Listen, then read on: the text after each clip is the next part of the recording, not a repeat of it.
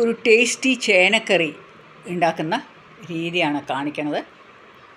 നമുക്ക് എങ്ങനെയാണ് ഈ ചേനക്കറി ഉണ്ടാക്കണമെന്നൊന്ന് കണ്ടു നോക്കാം. ഈ ചേനക്കറി ഉണ്ടാക്കാൻ വേണ്ടിയിട്ട് ഞാനിപ്പോൾ നല്ലെണ്ണയാണ് ഉപയോഗിക്കുന്നത് കേട്ടോ. ഇതിലേക്ക് ഞാൻ അത് അങ്ങനെ ചെയ്ത് നോക്കുമ്പോൾ ഒരു ടേസ്റ്റ് ഉള്ളതുകൊണ്ട് ഞാനിപ്പോൾ ഒരു 3 സ്പൂൺ നല്ലെണ്ണ ഒഴിക്കുന്നുണ്ട് അതിലേക്ക്. എന്നിട്ട് ഇതൊന്ന് ചൂടായി വരുന്ന സമയത്ത് വളരെ ടേസ്റ്റി ആയിട്ടുള്ളൊരു കറിയാണ്. ഇതെല്ലാവരും ഉണ്ടാക്കി നോക്കണം. കടുകിട്ടു. ഇത് ഞാൻ ചെയ്യുന്നത് കുക്കറിലാണ്. ഒന്നിച്ചെല്ലാം കൂടി ചെയ്യുമ്പോഴാണ് നല്ല ടേസ്റ്റ് വരുന്നത്. പിന്നെ കുറച്ച് ഉലുവ. ഇനി ഇതൊന്ന് പൊട്ടി വരട്ടെ. ഈ ഉലുവയും കടുകും എല്ലാം പൊട്ടി വരുന്ന സമയത്ത് നമുക്കിനി കുറച്ച് കറിവേപ്പില ചേർക്കാനുണ്ട്. ഇത് എൻ്റെ ഇന്ന് എന്തോ നോക്കിയിട്ട് എൻ്റെ കറിവേപ്പില ഇല്ല, അതുകൊണ്ട് സോറി, ഇതിനകത്തൊരു കറിവേപ്പില പൊട്ട് ചേർക്കണം. അടുത്തത് ഇപ്പോഴത്തെ പൊട്ടി ഇനി ചേർക്കുന്നത് ഒരു 10 വെളുത്തുള്ളി, 10 ക്ലൗസ് വെളുത്തുള്ളി. അതിൻ്റെ കൂടെ തന്നെ ഒരു 2-3 കഷ്ണം ഇഞ്ചി ചേർക്കും.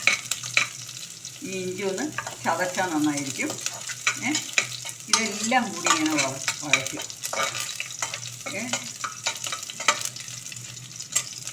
ഇനി അടുത്തത് ഞാൻ ചേർക്കുന്നത് ഒരു 20 ചെറിയ ഉള്ളി. ഈ കറിയിൽ നല്ല ചേനയുടെ പുളി ഒഴിച്ചിട്ടുള്ളൊരു കറി ആയതുകൊണ്ട് ഇത് വളരെ ടേസ്റ്റാണ്. നിങ്ങൾ ആരും ഇതിങ്ങനെ ചെയ്തിട്ടുണ്ടോ എന്ന് എനിക്കൊരു സംശയം. അതുകൊണ്ട് ഈ കറി ആ കറിവേപ്പിലയും കൂടി ഇട്ട് കഴിഞ്ഞതാണെങ്കിൽ നല്ലൊരു ടേസ്റ്റായിരിക്കും. ഞാൻ ഇന്ന് നോക്കി എൻ്റെ കറിവേപ്പില കഴിഞ്ഞു. അപ്പോൾ ഇത് നന്നായി ഒന്ന് വഴണ്ട് വരട്ടെ. ഈ ഉള്ളി ഒന്ന് നന്നായിട്ട് ഇപ്പോൾ ഞാനിതിലേക്ക് ഉള്ളിയൊക്കെ നന്നായി വഴന്നു വന്നു. 2 പച്ചമുളക് കീറിയത് ഇടണം. അവരവരുടെ എരിവനുസരിച്ച് പച്ചമുളകൊക്കെ ആഡ് ചെയ്യാം. ഇനി ഇതിലേക്ക് ആഡ് ചെയ്യാൻ പോകുന്നത് 1 ടീസ്പൂൺ കാശ്മീരി ചില്ലി പൗഡർ കേട്ടോ. അത് ഇട്ടിട്ടൊന്ന് നന്നായി വഴറ്റി. പിന്നെ ഞാൻ എൻ്റെ ഈ ചേന ഒരു 250 ഗ്രാം ചേന ഉണ്ടാവും. ഇത് ഞാനിങ്ങനെ ഇതിലിട്ടു. എന്നിട്ട് ഇത് നന്നായിട്ടൊന്ന് ഇളക്കിയ ശേഷം ഇതിലേക്ക് നമ്മൾ എന്താ ആഡ് ചെയ്യണറിയോ, 2 ടീസ്പൂൺ മല്ലിപ്പൊടി. ഇതെല്ലാം ആഡ് ചെയ്തിട്ട് നന്നായിട്ടൊന്ന് വറക്കുക. ഈ ചേന കഷ്ണം ഒന്ന് നന്നായി എല്ലാം കൂടി പിടിക്കട്ടെ. അപ്പോൾ ഇത് നന്നായി ഇങ്ങനെ വഴറ്റിയ ശേഷം 2 ഒന്ന് അടച്ച് വയ്ക്കുകയാണ് ഒരു 5 മിനിറ്റ് കേട്ടോ. ഈ ഓരോരുത്തരുടെയും ചേനയുടെ വേവിൻ്റെ ഇതൊക്കെ നമ്മൾ വാങ്ങുന്ന മാതിരി ഇരിക്കുമല്ലോ. ഞാനിങ്ങനെ ഒന്ന് 5 മിനിറ്റ് അടച്ച് വെക്കാം.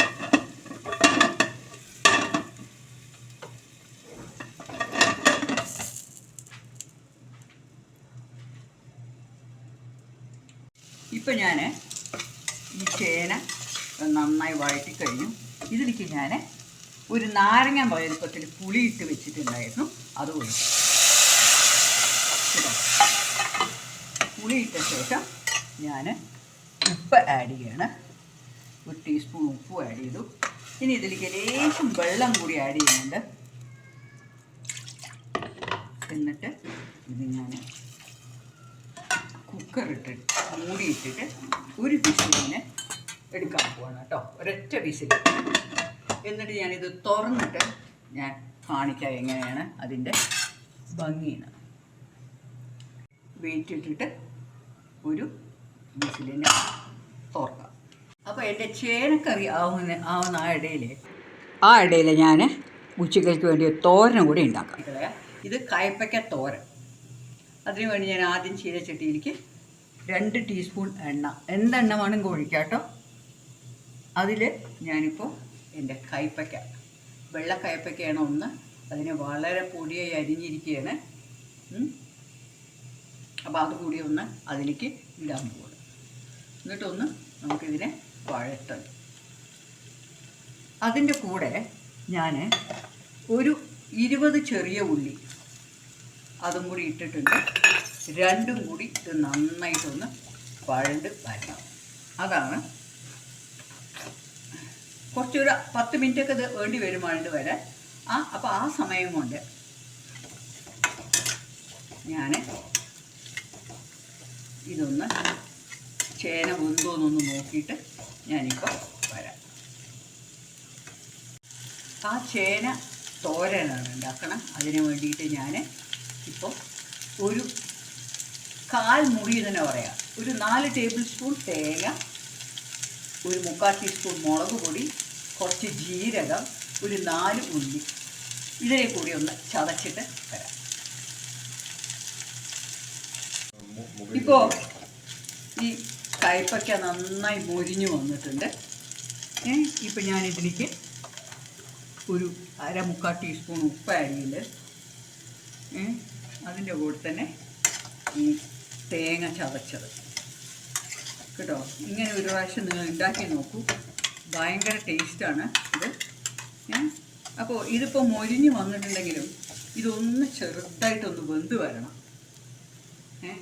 അപ്പോൾ അതിന് വേണ്ടിയിട്ട് ഞാനിതിൽ ലേശം വെള്ളം ഒഴിച്ചിട്ട് ഈ മിക്സിയിലേക്ക് തന്നെ ലേശം വെള്ളം ഒഴിച്ചിട്ട് ഇതിനെ ഒന്ന് അടച്ച് വെക്കാം. ഒരു ലേശം കൂടി ഒഴിക്കുക, ഒരു 1/2 കപ്പ് കഷ്ടിച്ച് കേട്ടോ.